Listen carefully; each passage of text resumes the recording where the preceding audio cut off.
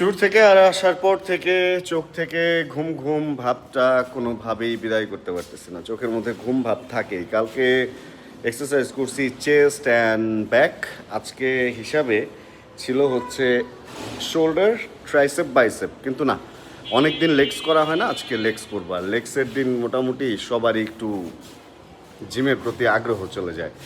বাইকগুলারে দেখতেছিলাম অনেক দিন স্টার্ট করা হয় না, বিশেষ করে আমাদের যে R15 আছে এইটা এবং FC25 যেটা, এগুলো অনেক দিন স্টার্ট দেওয়া হয় না, যে কারণে এগুলাকে আজকে যত যাই হোক রাতে একবার স্টার্ট না দিলে মানে এগুলা ধ্বংস হয়ে যাবে। আর এমটির অবস্থা দেখেন, অর্ধেক ঢাকা অর্ধেক খোলা। অ্যান্ড এদিকে F250টা পুরাপুরি খোলা আছে, কারণ এইটা আজকে এখন আবার নিয়ে বের হব। অ্যান্ড অনেকে আমার মঙ্গল ট্রিপে বলতেছিলেন বা এর আগেও বলতেছিলেন এমটির কী অবস্থা, কি এমটির একটা সিক্রেট ব্যাপার আছে যেটা আমি খুব তাড়াতাড়ি আপনাদেরকে বলবো। আর মানে আসলে কি কিছু কিছু জিনিস আছে যে সঠিক সময়ের জন্য ওয়েট করতে হয়, যে কোন সময় কোনটা বলবেন। সব সময় সব কিছু বলাও ঠিক না, সব সময় সব কিছু নিয়ে ঘাটানোও ঠিক না। তো যেহেতু ডেইলি লাইফ ব্লগার, সব কিছুই জানাবো। আসলে দেখা যায় অনেক কিছু অনেক সময় জানাইতে চাইলেও জানানো যায় না, আবার অনেক কিছু অনেক সময় না জানাইতে চাইলেও ওগুলা জানাজানি হয়ে যায়। তো সব কিছুই জানাবো। এর আগে বাইকগুলো একটু নিজে চোখগুলো দেখে নিই। আমার মাঝে মধ্যে সত্যি কথা কি নিজের কাছে নিজেরই অনেক ভালো লাগে যে এতগুলা বাইক রাখতে পারছি বা কিছু। অনেক সময় বলি যে বাইকগুলো সেল করে দিব বা এতগুলা বাইক রাখবো না বা কিছু একটা, কিন্তু যখনই চিন্তা করি আসলে কোনটা আগে বেচবো বা কোনটা রাখবো, তখন না এগুলা সন্তানের মতো হয়ে গেছে। অ্যান্ড কোনটা কখন বেচবো বা কোনটা কখন রাখবো এগুলা নিয়ে মানে আমি চিন্তা করে ঠিক করতে পারি না। এই কারণে সবগুলাই এখনো পর্যন্ত আছে। অ্যান্ড আসলে সব কিছুর দাম বেড়ে গেছে, তো এই কারণে এগুলা মেনটেন করাও টাফ। এগুলা নিয়ে আমি একটা ভিডিও সামনে বানাবো, প্রাইজেন এগুলা কেন বাড়লো কি। তবে দাম বাড়ছে, দেশের ডলারের দাম বাড়া, রাজনৈতিক পরিস্থিতির অস্থিরতা অ্যান্ড সব কিছু মিলে সব কিছুর দাম বেড়ে গেছে। আসলে কিছু করার নাই, হয়ে গেছে এটা, এখন কি করবেন। যাক, একটু জিমে যাই, ব্যায়াম ট্যাম করি, দেখি লেগসটা মারা যায় কিনা। একটু লেগসটা মারলে একটু স্ট্রং লাগবে। লেগস হচ্ছে এমন একটা মাসল, মানে এটা যদি স্ট্রং থাকে আপনার জীবনটা সুন্দর। আর লেগস হচ্ছে এমন একটা মাসল, এটা হচ্ছে একটা এজের পরে গিয়ে এইটার মাসল নষ্ট হয় সবচেয়ে আগে। এই কারণে 30 আপ যাদের বয়স তাদের উচিত প্রত্যেক দিন না হলেও সপ্তাহে 3 থেকে 4 দিন অন্তত পক্ষে পায়ের ব্যায়াম হয় এরকম ফিজিক্যাল অ্যাক্টিভিটি করা। এই প্রথমবারের মতো ডিজেআই ক্যামেরা দুষ্টামি শুরু করছে। রেকর্ড বাটনে চাপ দিছি অনেকক্ষণ সময় নিয়ে, দেন সে স্টার্ট হয়েছে। স্টার্ট হয়ে আর রেকর্ড স্টার্ট হয় নাই। পরে আরেকবার টিপ দিচ্ছি, রেকর্ড স্টার্ট হয়েছে। এই প্রবলেমগুলো গোপ্রোতেও হইতো। টেকনোলজি সেম, আসলে একই টাইপের টেকনোলজি। সকাল থেকে অনেক রোদ ছিল, অ্যান্ড এখন মেঘলা হয়ে প্রচুর আকাশে মেঘ জমতেছে, বৃষ্টি হইতেও পারে। বাংলাদেশ ছোট একটা দেশ হইলেও এটার এক এক জায়গায় এক এক রকমের হচ্ছে ওয়েদার। আমরা শ্রীমঙ্গল ছিলাম, সেই বৃষ্টি দিনে বা রাতে বা বিভিন্ন টাইমে। অ্যান্ড গতকাল রাতে হচ্ছে আমাদের আরেক গ্রুপ আসছে সাজেক থেকে, ওরাও তুমুল বৃষ্টি পাইছে, ওদের ভিডিওগুলোও আমি দেখছি।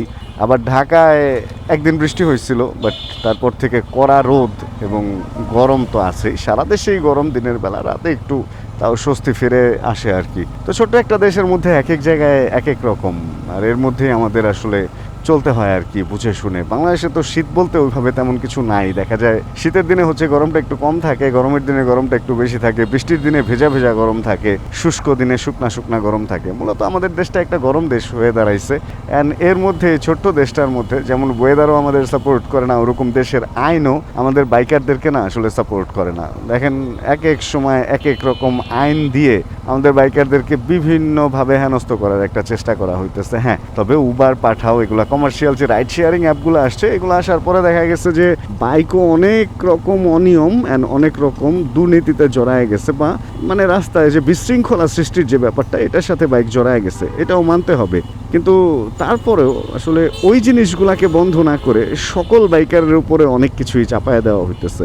একসময় বাইকটা ছিল একটা আনন্দের যান, তাই না? আপনার মন খারাপ বাইক নিয়ে বের হয়ে গেছেন, মন ভালো বাইক নিয়ে বের হয়ে গেছেন। আর এখন একটা বাইক বের করতে গেলে কত দিকে খেয়াল রাখতে হয়। একটা পিলিয়ন তুলবেন, তার জন্য একটা হেলমেট এক্সট্রা ক্যারি করতে হবে। মানে ভাই ঠিক আছে, সেফটির জন্য সব কিছু ঠিক আছে, বাট অনেক টাফ হয়ে গেছে আসলে বাইকিংটা। ওই আগের মতো মানে ফান ব্যাপারটা বাইকিং থেকে কেন যেন ধীরে ধীরে উঠে যাইতেছে। আচ্ছা, আমরা একটু ভেতরে গিয়ে আন্ডারগ্রাউন্ডে এই বাইকটা রাখি, কারণ ইদানিং এই পার্কিংটার বাইরে এত বাইক থাকে যে বাইরে আর এখন বাইক শান্তিতে রাখার কোনো উপায় একদমই নাই।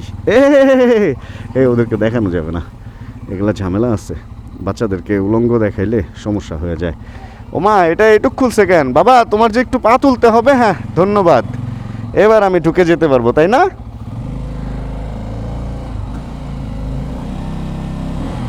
এই 250 সিসি, এই পাওয়ার 250 সিসির, ছি, এর চেয়ে তো 150 সিসি ভালো উঠা যায়। আমাদের নাম্বার প্লেটগুলোর অবস্থা খুব খারাপ। এটার অবস্থা হয়েছে হলো রংপুর ট্রিপে, দেখেন বোট বাদাম, নাম্বার প্লেট উদাম হয়ে গেছে। আর এটার নাম্বার প্লেট তো 63 সিরিয়াল, অ্যান্ড এটা কুরিয়ার সার্ভিসে আনার সময় স্টিকার যে লাগাইছে এখন নাম্বার পরাই যায় না। আর নতুন কি যেন আইন হইতেছে, যেখানে হচ্ছে, আচ্ছা এখানে ধরলাম পরে কি যেন একটা লেখা উঠলো, এখানে ধরছি পরে ক্যামেরায়, আরে আরে কি জানি একটা লেখা ওঠে ক্যামেরায়, নাম্বার প্লেটে ধরলে কোনো একটা লেখা উঠে। আচ্ছা যাই হোক, লেখা যেটাই উঠুক না কেন, এই নাম্বার প্লেট নিয়ে একটা কাহিনী খুব তাড়াতাড়ি শুরু হবে, যেটা নিয়ে দাঁড়ান বলতেছি। নতুন একটা নিউজ দেখলাম যেটার মধ্যে নাম্বার প্লেট নিয়ে বলা হয়েছে যে ডিজিটাল নাম্বার প্লেট এবং আরেকটা যেন কী জিনিস, ওটা যদি না থাকে তাহলে তারা একটু ঝামেলায় পড়বে। মানে ঝামেলা তো একের পর এক হচ্ছেই। এখন ডিজিটাল নাম্বার প্লেট না থাকলে তো এআই মামলা হচ্ছে না, এই কারণে ডিজিটাল নাম্বার প্লেট সবারই লাগবে, আমার বাইকগুলোরও তুলতে হবে। তবে আস্তে আস্তে ঢাকায় আমরা যারা থাকি আমাদের আইন অনেক কড়া হয়ে যেতেছে, সব কিছু নিয়ম কানুন অনেক কড়া হয়ে যেতেছে। ঢাকার বাইরে যেগুলোর বিন্দু পরিমাণ ছোঁয়া নাই, কিন্তু ঢাকায় আমরা যারা থাকি আমরা ভাই মনে হইতেছে আস্তে আস্তে ইউরোপ আমেরিকায় মনে হয় থাকি। তবে হ্যাঁ, এটা হওয়া উচিত। এইগুলো যদি হয় তাহলে আস্তে আস্তে আমরা মানে ঢাকা থেকে যদি নিয়মটা মানা শুরু করি তাহলে আস্তে আস্তে এক সময় সারা দেশ এবং সারা জাতি হিসেবে আমরা একটা সভ্য জাতি হিসেবে হয়তো আরও একবার হয়তো পরিচিত হইতে পারবো।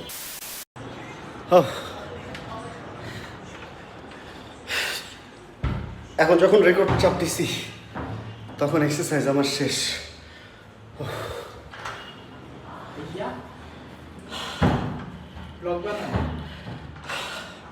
বানাবো কিন্তু কথা বলতে পারতেছি না। ওকে, হ্যাঁ, যেখানে ছিলাম মানে এক্সারসাইজ শেষ। এমন ট্রেডমিল থেকে নামছি তো নিঃশ্বাস নিতেই কষ্ট হইতেছে, আর কথা বলা তো দূরের কথা। নেক্সট প্ল্যান কী হয় যায় না, বাসায় মুরগি শেষ, মুরগি কিনতে হবে, এটা একটা প্ল্যান। আর বাকিটা চলেন দেখি, জিম থেকে বের হয়ে শেয়ার করতেছি বাকি কি করি। জিম থেকে বের হয়ে একটা বাইক পাইলাম, আর এই বাইকটা একটা আবেগের মানে আবেগ কেন বললাম বলতেছি। সুন্দর একটা কভার লাগাইছে, মানে চাবিতে রিং লাগাইলেও এখানে দাগ পড়বে না। ক্লিপ অন বা 3 পার্ট হ্যান্ডেল বার সহ এটা একটা পালসার। তবে আমার কাছে কেন যেন নেকেড বাইক পাইপ হ্যান্ডেল বার এই ভালো লাগে। এই লাইটটা যখন প্রথম আসলো ভাই, মানে জীবনটা পুরো চেঞ্জ হয়ে গেছিলো বাইকিংয়ের। খুব ভালো লাগে বাইকটা, সেলফ স্টার্ট, কিক স্টার্ট সব আসতো তখন। Carburettor DTSI, double twin spark নাকি digital twin spark, DTSI, Bajaj DTSI। এটা বাংলাদেশে প্রথম হচ্ছে 2 প্লাগওয়ালা বাইক, সিঙ্গেল সিলিন্ডার কিন্তু 2 প্লাগওয়ালা বাইক।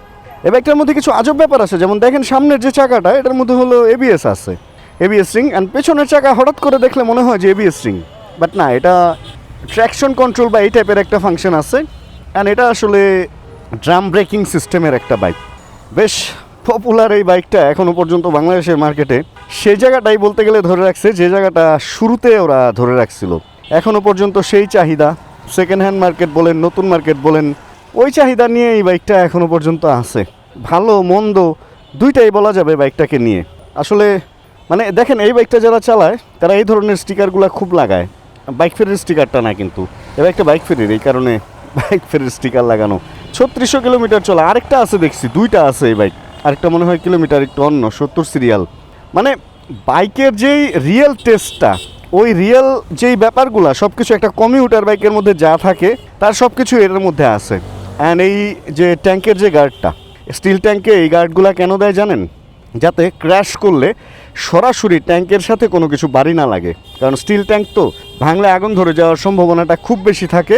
এই কারণে এই গার্ডগুলো হচ্ছে এখানে দেওয়া হয়। এই গার্ডগুলোতে লাগলে একটু হইলেও সেফ থাকে। এই কারণে আগের টেকনোলজির বাইক যেগুলো স্টিল ট্যাঙ্ক ছিল ওইগুলাতে এই গার্ড মানে কান বলতাম আমরা, এগুলা ব্যবহার করা হয়। অ্যান্ড কালের প্রবর্তনে এটার মধ্যে ইঞ্জিনে যেটা কাউল বা গার্ড এগুলো ব্যবহার করা হতো।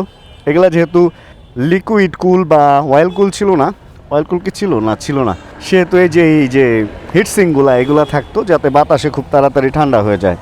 তো খুব জনপ্রিয় একটা বাইক তখনকার সময়ের, খুবই জনপ্রিয় একটা বাইক। হঠাৎ করে পেলাম তো তাই চালাইতেছি একটু। আর এই কভারটা মনে হয় পরে লাগাইছে কালারের সাথে ম্যাচ করে। মানে এটা হলো বাংলাদেশের একটা আবেগ, বাংলাদেশের বাইকিং যে প্যাশনটা এদের একটা রিভলিউশন। মানে আগে বাইকিংটা ছিল একরকম, সিডিআই বা H100 ওই লেভেলে ছিল আগে, অ্যান্ড এটা আসার পর হচ্ছে আধুনিকতার শুরু। তো এটাকে একটা রিভলিউশন বাইক বলা যায়। আওয়াজ শুনছেন, এই ক্যাট ক্যাট ক্যাট ক্যাট আওয়াজটা যে একটা আবেগ দিত। তবে হ্যাঁ, এই বাইকগুলা পুরানো হইলে আবার একরকমের শুশু শুশু আওয়াজ করতো। তখন বুঝতাম না, তখন ভাবতাম যে পালসারের আওয়াজ ফাইটা যায় বা কিছু একটা। বাট ব্যাপারটা কি জানেন, আসলে হচ্ছে ট্যাপেড বা এই ধরনের যে অ্যাডজাস্টমেন্টগুলো, ভ্যালভ ক্লিয়ারেন্স বা এই অ্যাডজাস্টমেন্টগুলো এদিক সেদিক হয়ে যেত। অ্যান্ড তখন মানুষ বুঝতো না ওই ট্যাপেড মিলানোর যে গেজ স্কেলগুলা ওগুলো ওইভাবে ছিল না। তো এই কারণে মানে অ্যাকুরেট হইতো না, উল্টাপাল্টা আওয়াজ দিত বাইকগুলা। যাই চলেন একটু চালায় দেখি। সত্যি কথা একটা বলবো, সেটা হলো এখনকার যে টেকনোলজি, যেমন এন সিরিজের বাইকগুলাতে যে ব্যালেন্স বা অন্যান্য ব্র্যান্ডের বাইকগুলাতে যে ব্যালেন্স, ওইগুলা এই বাইকের মধ্যে কিন্তু পাবেন না। এই বাইকের ব্যালেন্স অবশ্যই অত ভালো পাবেন না।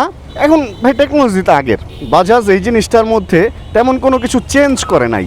এই কারণে এই জিনিসটা আসলে মানে অতটা ব্যালেন্সড বাইক এখন আর বলা যায় না। তবে আগের যে ব্যাপারগুলো ওগুলো এখনো পর্যন্ত ধরে রাখছে, এটা একদিকে ভালো। আবার হ্যাঁ, এখানে বাজাজ আবার একটা জিনিস করছে, এই সিরিজের যেটা ইউজি যে সিরিজটা, এইটাতে আপগ্রেড না করলেও পরবর্তীতে এন সিরিজ এবং এফ সিরিজ, RS সিরিজ এগুলাতে কিন্তু বেশ আপগ্রেড করছে না। তো বাজাজ সব ধরনের অপশন রাখছে, বাজাজ ডিসকভার রাখছে, প্ল্যাটিনা রাখছে, NS রাখছে, এই ধরনের অনেকগুলা সিরিজ করে আপনাকে চয়েস দিয়ে দিছে যে ভাই আপনি যেটা চালাবেন সেটা নেন। জোর তো করে নাই যে এটার মধ্যেই সব। দেখেন অন্যান্য বেশ কিছু বাইক আছে, একদম শুরু থেকে এখন পর্যন্ত যে মডেলগুলা যদি দেখেন, আমূল পরিবর্তন পাবেন, যে একটা থেকে আরেকটা আমূল পরিবর্তন। যেমন আপনি জিক্সারে যান, আপনি FZ-এ যান, FZ প্রথম মডেল থেকে শুরু করে এখন ভার্সন 4 বা হাইব্রিডে যদি আসেন অনেক পরিবর্তন পাবেন। তারপরে জিক্সারও একদম মনোটন থেকে শুরু করে এখন যে FI ABS আমূল পরিবর্তন পাবেন। চেহারার পরিবর্তন বা স্টিকারিংয়ের পরিবর্তন, শেপের পরিবর্তন এবং মেইন বাইকের ফুল ফিল অনেক কিছু, জাস্ট চাকা আর চ্যাসি বাদে মোটামুটি সবই চেঞ্জ হয়ে যায়। আর এই বাইকটা একটা যেটা করছে, চাকা আর চ্যাসি তো ঠিক আছেই, সাথে চাকা চ্যাসিও কিছু চেঞ্জ হয়েছে। যেমন এগুলো স্পোকের চাকা আসতো প্রথম দিকে, অ্যান্ড পরবর্তীতে আস্তে আস্তে বডিটা হালকা মানে মেইন যে ব্যাপারটা ওইটা ঠিক রাখছে। ট্যাঙ্কের জায়গায় আছে হালকা একটু কান লাগাইছে, হ্যান্ডেলের জায়গায় আছে, আগে ছিল পাইপ এখন ক্লিপ অন করে দিছে, মিটার আগে ছিল ফুল ফিল অ্যানালগ এখন ডিজিটাল করে দিছে, হালকা পাতলা চেঞ্জ, কিন্তু মেইন ব্যাপারটা একই রাখছে। এখন এইটা বলতে গিয়ে আমার যেটা মনে হইতেছে, আসলে কি আমি রাইট ইনফরমেশন শেয়ার করতেছি নাকি রং, এটা আমি জানি না। মানে আমার কাছে এখনো পর্যন্ত এই টেকনোলজিটাকে অনেক আগের মনে হয় বলে মনে হয় আমি এই কথাগুলো বলতেছি, আমার যেটা মনে হয়।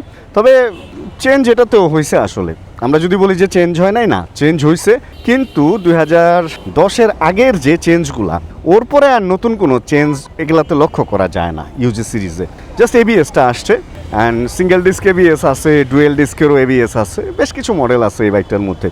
তো হঠাৎ করে পেয়ে একটু চালাইলাম আর কি, ওরকম। এটা এই বাইকের রিভিউ বলা যায় না। যদি রিভিউ দেখতে চান তাহলে অবশ্যই এই বাইক যারা চালায় তাদের সাথে একটু গল্প গুজব আলাপ আলোচনা করে তারপরে এই বাইকের রিভিউ করতে হবে। কারণ এই ধরনের একটা লেজেন্ডারি বাইকের রিভিউ হুটহাট আমি যা খুশি তা বলে দিলাম, ওটা আমার মনে হয় উচিত হবে না। যাই হোক, এখানে আরেকটা F250 দেখলাম, এটার মধ্যে কি হালকা পাতলা স্টিকার করছে, মাঝখানের এই জায়গাটা মনে হয় স্টিকার করছে। যাক, আমরা এই বাইক থেকে তাহলে বিদায় নেই, এখন আর চালাবো না। জিম থেকে বেরোছি তো, আরেক সময় নিয়ে চালায় আপনাদের সাথে। কি খান ভাই? লটকন খাম ভাই, খারান এটা রাইখা নেই, সময় নিয়ে এটা রিভিউ করতে হবে। ফোনের স্ক্রিন প্রোটেক্টরটা কোনা দিয়ে হালকা ফাটছে, ফ্রন্ট ক্যামেরায় ভিডিও করি তো এই কারণে এটা চেঞ্জ করে ফেলতে হবে। কারণ কেমন না ভাঙ্গা, যদি রেজুলেশন খারাপ আসে বা রেকর্ডে ঘোলা টোলা ফোকাস ডিফোকাস হয়ে যায় তাহলে তো সমস্যা। আর হলো 2-3টা মুরগি কিনে নিয়ে যেতে হবে, কারণ যে ওয়ে প্রোটিন খাইতাম, বাংলাদেশে ওয়ে প্রোটিনের সাপ্লাইয়ে একটু ঝামেলা হয়েছে।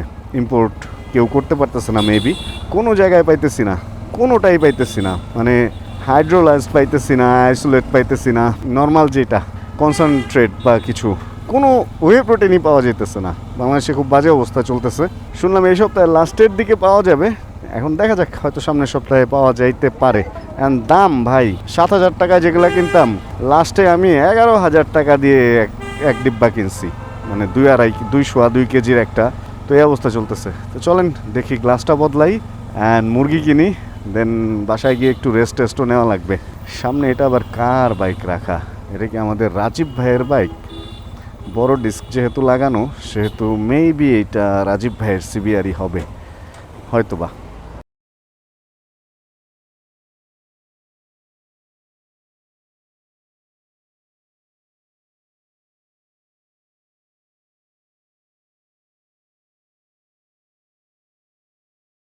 ইদানিং এই ব্যাপারটা আমার সাথে খুব বেশি হচ্ছে। সেটা হলো, আমি ভিডিও করতে করতে লাস্টের দিকে ভিডিও শেষ করার কথা আমার খেয়াল থাকে না। আমি মোবাইলের স্ক্রিন প্রোটেক্টর লাগাইছি, আমি প্রোটেক্টর লাগানোর যে ব্যাপারটা, এই ব্যাপারটা আমার কাছে খুবই বেশি ইন্টারেস্টিং লাগে। এই কারণে আমি খুব মনোযোগ দিয়ে দেখি এবং শ্যুটও নিচ্ছিলাম। 3টা মুরগি কিনছি, 3টা মুরগি কিনে এসে দেন ওগুলাকে প্রসেস করছি, প্রসেস করে ফ্রিজেও রাখছি, রেখে টেখে এখন চিন্তা করলাম যে আরে ভিডিওই তো শেষ করিনি, এটা কোনো কথা? তো যাই হোক, ভিডিও শেষ করি নাই, ভিডিও তো শেষ করে ফেলবো। আর যদি আজকের এই ভিডিওতে কোনো কিছু ভালো লাগে তাহলে প্লিজ একটা লাইক দিয়ে দিন, কারণ ভিডিও এখন শেষ করার পালা। আর মুরগি ওই যে দেখেন গোছায় রাখছি উপরে, আর সব ফাঁকা, বেশি কিছু স্টক করি না আমি। তো যাই হোক, যদি আজকের ভিডিওতে কোনো কিছু ভালো লাগে ছোটো করে একটা লাইক দিয়ে, চ্যানেল যদি নতুন হন প্লিজ সাবস্ক্রাইব করে হয়ে যান। আমাদের ফ্যামিলি মেম্বার জানাবেন কে কোন জায়গা থেকে ভিডিও দেখছেন। যতক্ষণ পরবর্তী ভিডিও নিয়ে আবার আমি না আসতেছি, ততক্ষণ ইনশাআল্লাহ আমরা থাকবো ভালো, আমরা থাকবো সুস্থ এবং করতে থাকবো চিল ইনশাআল্লাহ। খেমে গেছি কাজ করতে করতে। Chill bro. Check the mic and make sure it sound right, boys.